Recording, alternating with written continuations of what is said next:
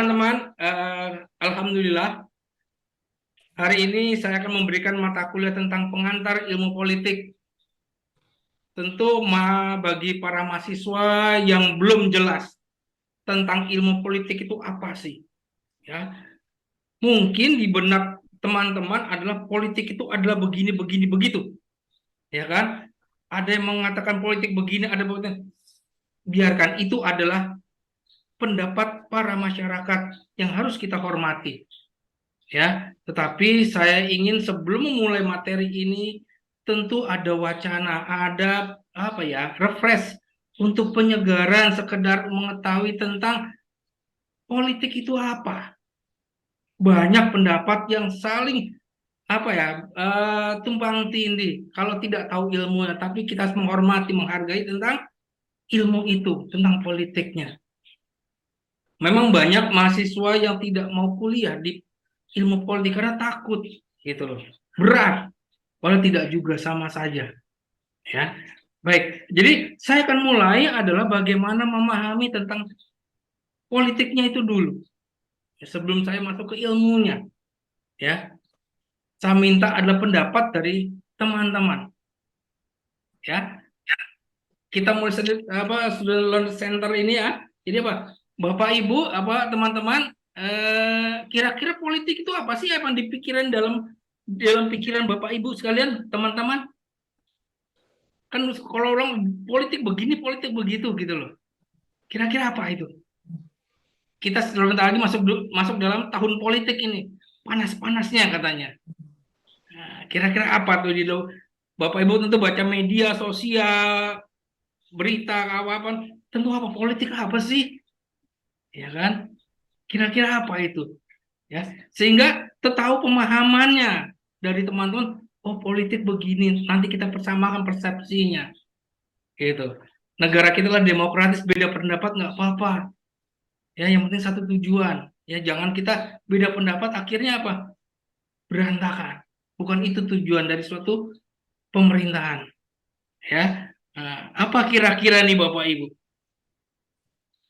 teman-teman, tentang politik, ya, sebelum saya masuk ke materinya, karena banyak pemahaman yang salah tentang politik, ya. Tapi kita memaklumilah ya, masyarakat bicara. Ada yang mengatakan politik is dirty, politik adalah kotor. Kan ada yang begitu berkira-kira, ya, politik adalah kotor, politik kotor. Yang kotor siapa? Kan kira-kira begitu, ya kan? Kira-kira yang kotor itu siapa? Ya, apakah manusianya atau alatnya? Kan begitu ya. Kalau yang salah alatnya, tentu alatnya kita ganti. Nah, kalau yang salah manusianya bagaimana? Ini kan menjadi suatu pertanyaan, ya. Pertanyaan, oh, ternyata politik itu hanya sebagai tools, alat untuk mencapai tujuan. Tergantung pemakainya. Siapa pemakainya? Manusia. Dalam bahasa politik, elitnya. Mau dikemanakan alat ini untuk mencapai kekuasaan? Gitu. Ya, mencapai kekuasaan untuk apa digunakan? Kalau dia digunakan salah, ya pasti salah. Sama saja gini istilahnya. Kita punya mobil bagus, mewah, paling mahal sedunia. Yang bawa, yang nyupir adalah supir oplet. Yang biar apa nggak tabrakan terus. Tergantung manusianya yang menggunakan alat ini. Kira-kira begitu. Ya, pemahaman itu nggak apa-apa. Atau politik berarti kotor, nggak apa-apa. Itu pemahaman tentang manusia, tentang bagaimana memahami politik itu sendiri. Baik, saya lanjut.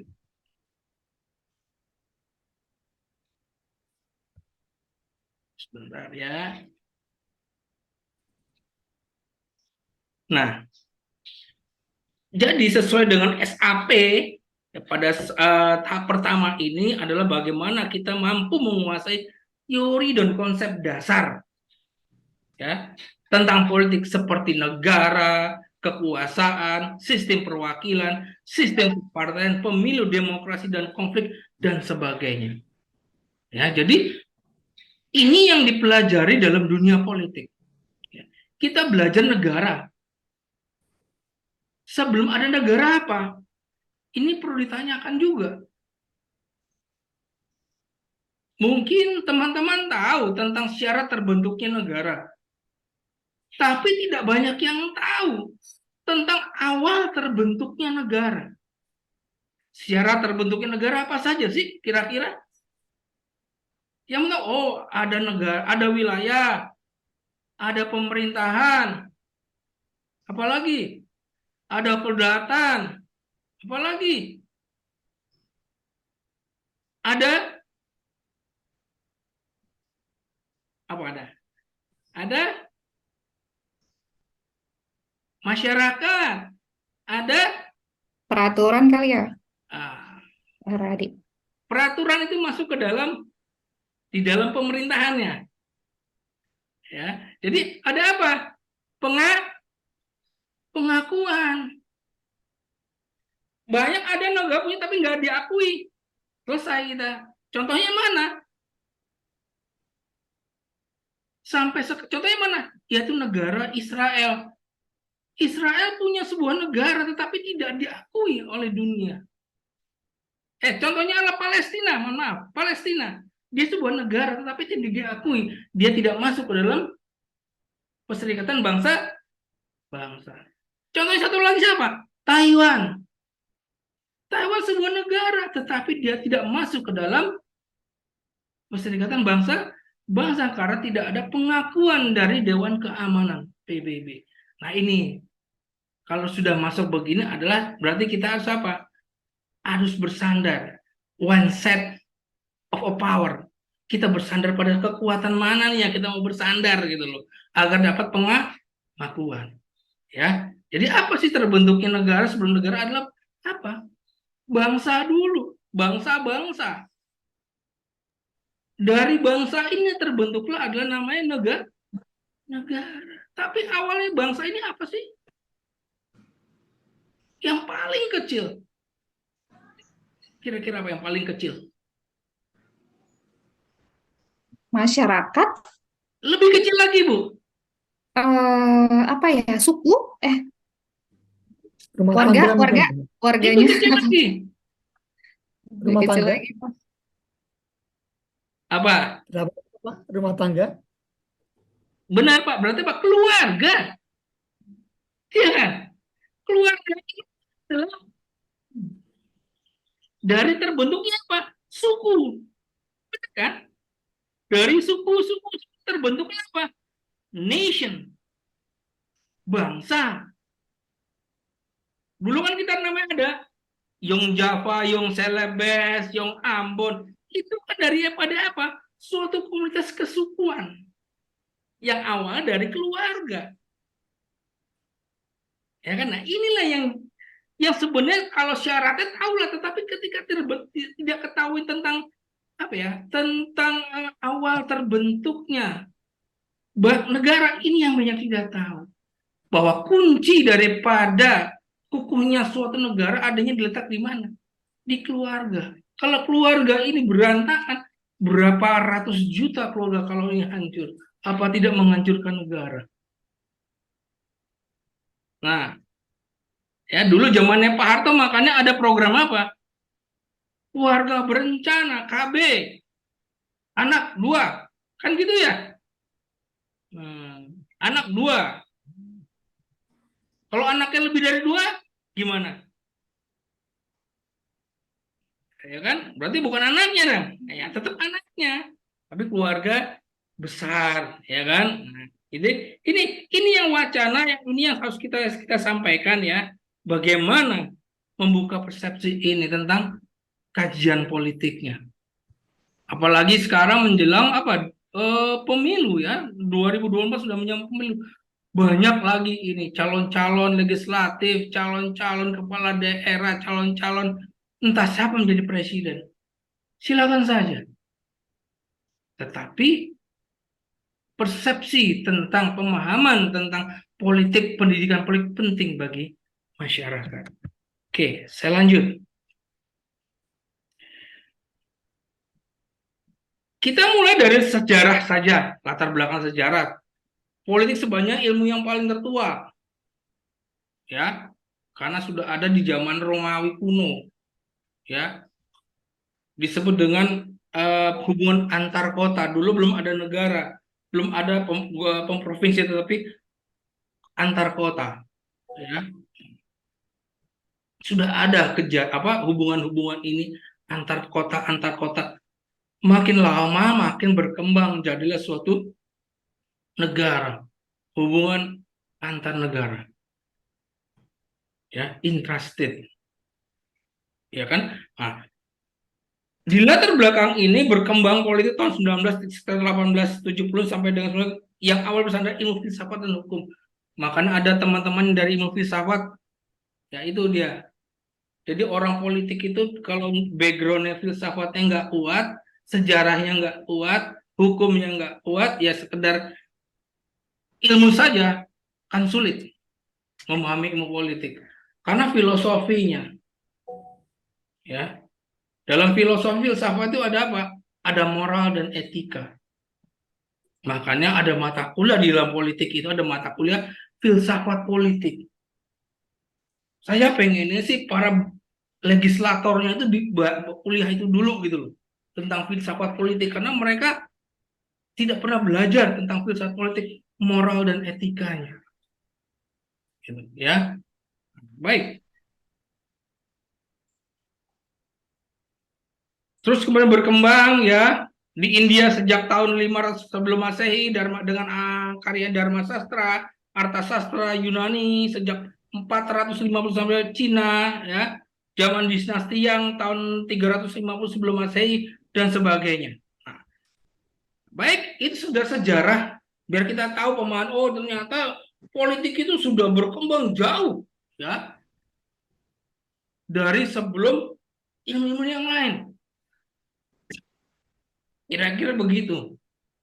Nah, saya dari dulu dari kuliah S1 sampai S2 ada satu buku.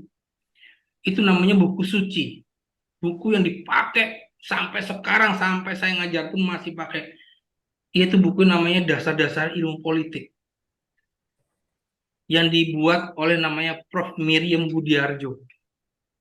Itu The Legend of Politics. Sebagai sebagai tokoh pemikir politik di dalam buku dasar politik itu, ya, di situ menggambarkan bagaimana tentang proses keilmuannya yang seperti saya sampaikan di atas. Kita belajar kekuasaan negara dan sebagainya, ya. Nah, baik, yang dikatakan Aristoteles mengatakan bahwa manusia itu adalah hewan yang berpolitik. Kenapa ya kok manusia itu hewan yang berpolitik?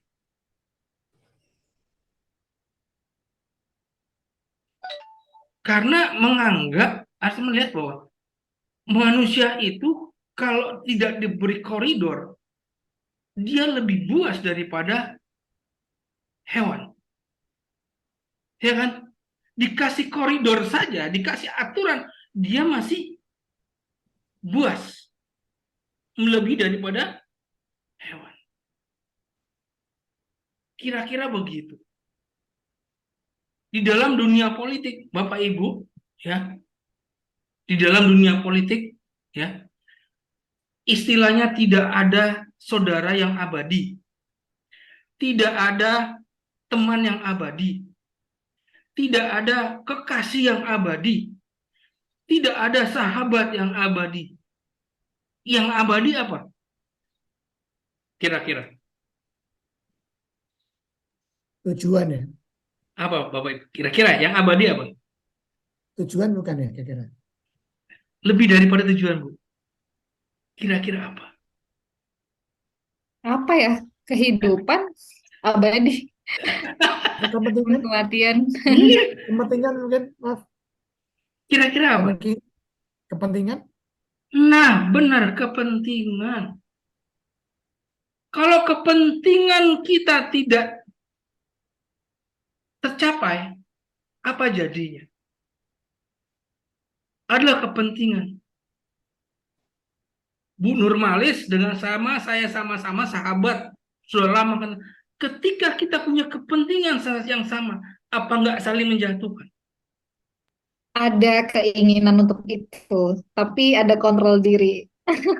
Karena di Gitu, segi teori Pak. begitu Bu, ketika di prakteknya pasti daripada lo yang masuk, gua dulu aja yang masuk. Daripada Anda yang ngebunuh saya, lebih Anda saya bunuh Anda duluan. Itulah kepentingan. Jadi kembalikan lagi ke awal saya katakan bahwa yang kotor itu siapa? Manusianya. Jadi kan terungkap ya, jadi kebuka gitu loh. Oh benar ya, antara teori dengan kenyataan seperti itu. Jadi kita mencoba menjelaskan kepada Mano bahwa teorinya begini, faktualnya begini. Nyambung nggak ya? Ya, tentu Bapak Ibu dengan punya mahasiswa ya, punya mahasiswa yang kelas reguler yang sejabotabek itu. Nah, saya punya mahasiswa kelas Papua yang membahasa pun agak sulit. Apalagi Papua pegunungan. Waduh, wassalam saya. Tapi kita butuh apa? Pemahaman-pemahaman seperti inilah. Apalagi yang kelas karyawan, kelas politik, kelas partai. Orang partai gayanya saja pintar. Tapi dari sisi ilmu, nol. Mohon maaf, saya katakan begitu. Gayanya saja. Ya. Ini gambaran. Baik, kita mulai kepada definisi politik. Apa itu definisi politik? Politik sebagai suatu asosiasi warga negara yang berfungsi membincangkan, menyelenggarakan hal yang ihwal berkaitan dengan kebaikan bersama. Iya, tujuannya itu kebaikan bersama. Kalau orang-orang kalau orang elit politik kalau dia berkampanye, tujuan Bapak apa? Saya ingin mensejahterakan masyarakat.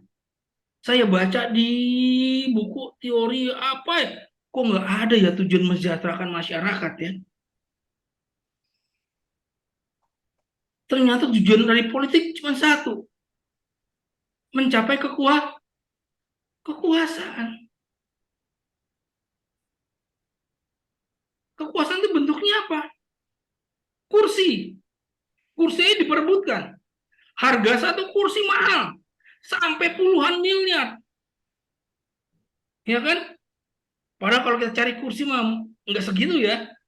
Tapi kursi kekuasaan itu sangat mahal. Ya. Ketika dia sudah masuk dalam kebaikan bersama, tujuannya itu sebenarnya. Kebaikan bersama ketika duduk di kekuasaan untuk apa? Ketika dia mencapai kekuasaan baru dia akan mengaspirasikan kepada program-programnya dia. Awalnya tujuan tetap aja kekuasaan, kursi kekuasaan. Ya, itu.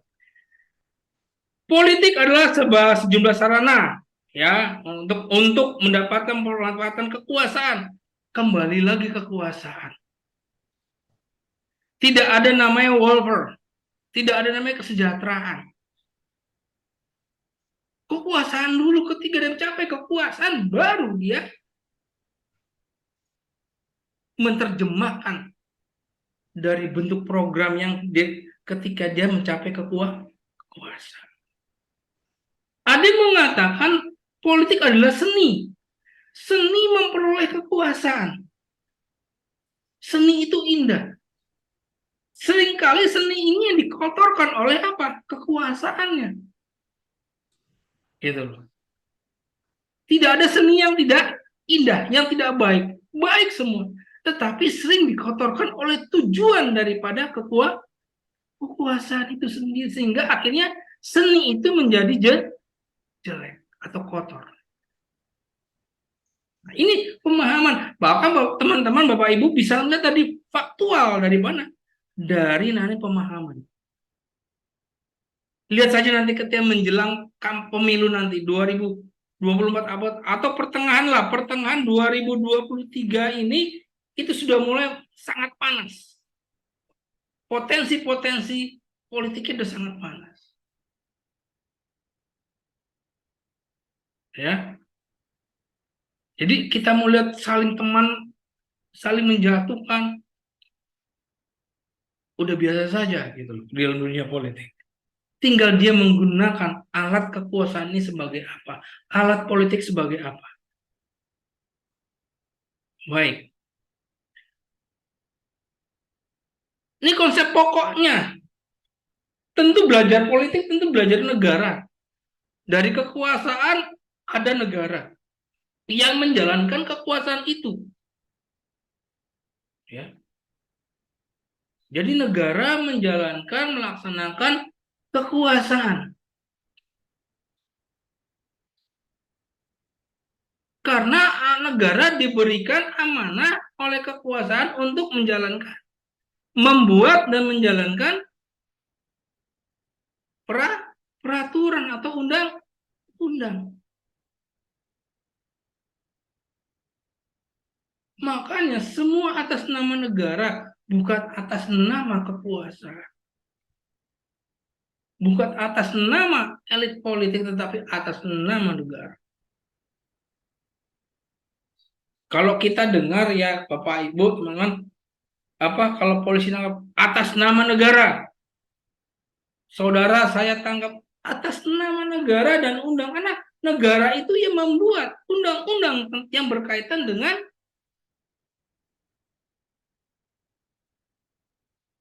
permasalahan-permasalahan yang ada di masyarakat. Seringkali undang-undang itu dijadikan alat untuk apa? Alat untuk kekuasaan, untuk menindas kelompok-kelompok yang bertentangan dengan kelompok lain.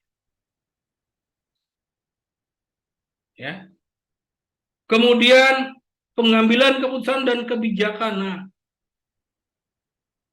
makanya setiap politik, pengambilan keputusan dan kebijakan adanya di politik, bukan di pemerintah. Pemerintah hanya melaksanakan daripada kebijakan politik. Ya. Sehingga apa?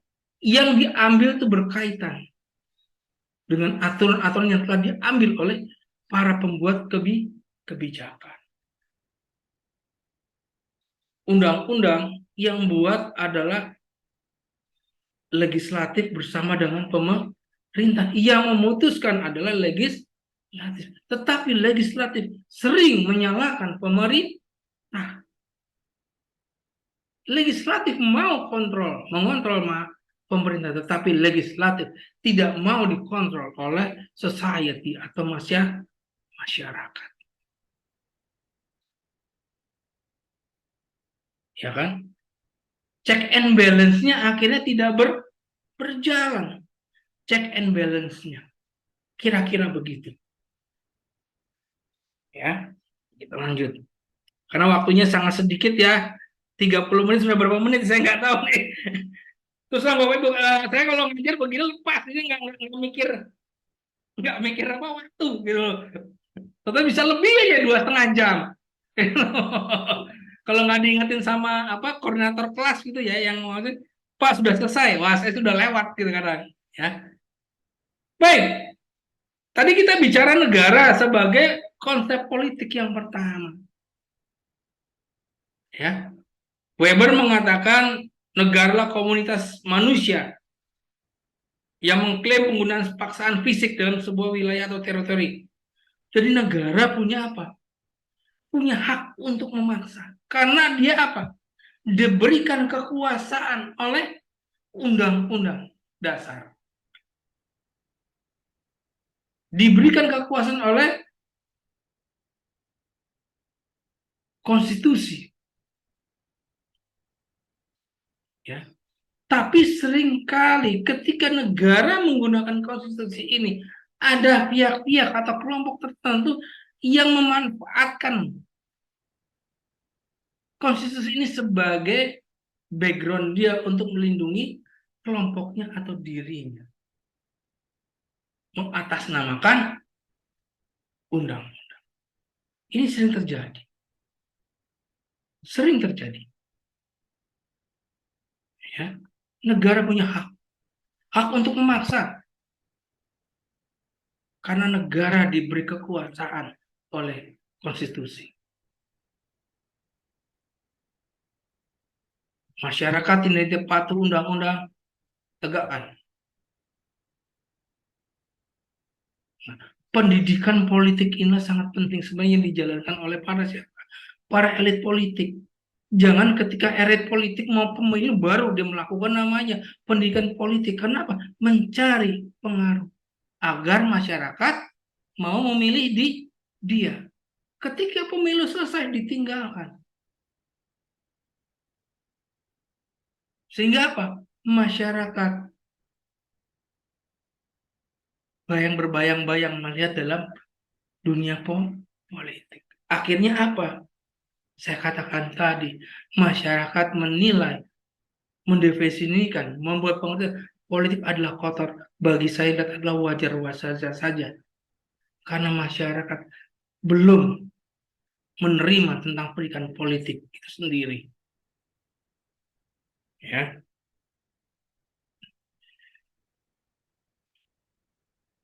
Pak Hadi, Iya, silakan. kamu habis Pak Hadi mau Oh, sudah mau habis ya? Ya, mohon maaf, ada- Bapak Ibu. Tadi. Sudah dari tadi ya? Mau dia terima kasih atas apa yang diingatkan. Maaf ya. Tapi 722 kan 754 Pak Hadi. Sudah lewat ya? Oke, terima kasih Bapak Ibu teman-teman atas partisipasinya di dalam peer teaching ini, di dalam kita saling belajar, kita sharing aja ya. Bukan saya mengajar, kita sharing aja. Tentu Bapak Ibu lebih baik daripada yang saya. Ya, saya juga masih baru ya dalam mengajar. Ya, kira-kira inilah yang bisa saya berikan.